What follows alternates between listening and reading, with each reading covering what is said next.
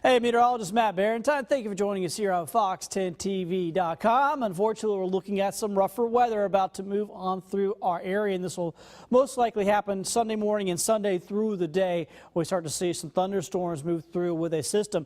The Storm Prediction Center has just put us into a slight risk area for Sunday. Now, this has been an upgrade.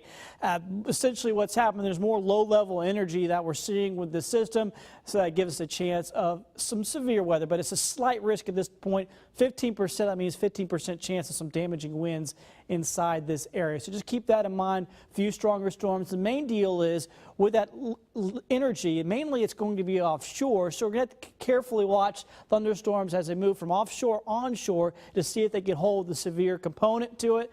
So it's going to be just something we're going to have to deal with through the day on our Sunday. Let's widen the picture out. Where is all this coming from? Well, there's a frontal boundary getting itself set up over around Oklahoma and Texas. That is going to be moving quickly to the east and moving into our area. So here's how it looks.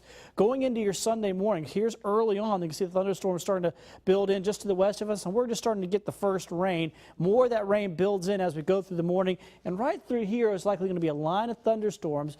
And then as that line moves on through, either early in the morning hours or around lunchtime, that's when we'll likely see the biggest thunderstorms. And once again, we'll be carefully watching the ones that are offshore, seeing if they can make it onshore as severe.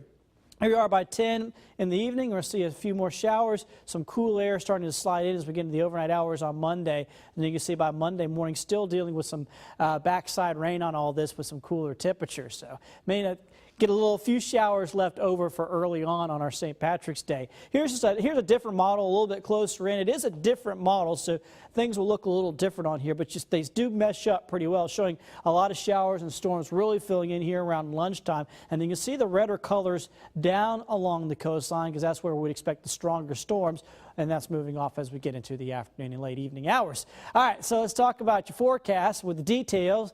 Forecast Saturday night, Sunday morning, the rain will be on the increase, and it looks like the biggest thunderstorms start coming in, say around 7 or 8 in the morning tomorrow, then lasting at least through lunchtime as they move on through our area. And further to the east, will last longer than that. Temperatures will be in the 70s, and here is your next 7 days. Okay, so we wrap up that rain early on Monday morning, and then things look better for the rest of St. Patrick's Day. You can notice the cooler air dropping down the 30s on Tuesday morning. At this time of year, though, a cold front just does not last that long. That cold blast, and look at that, by Tuesday afternoon, we're back in the mid-60s. By Wednesday, we're back in the 70s. So only a couple of cool days, and after that, we warm right back up and looking actually very nice for the rest of the week and on into next weekend.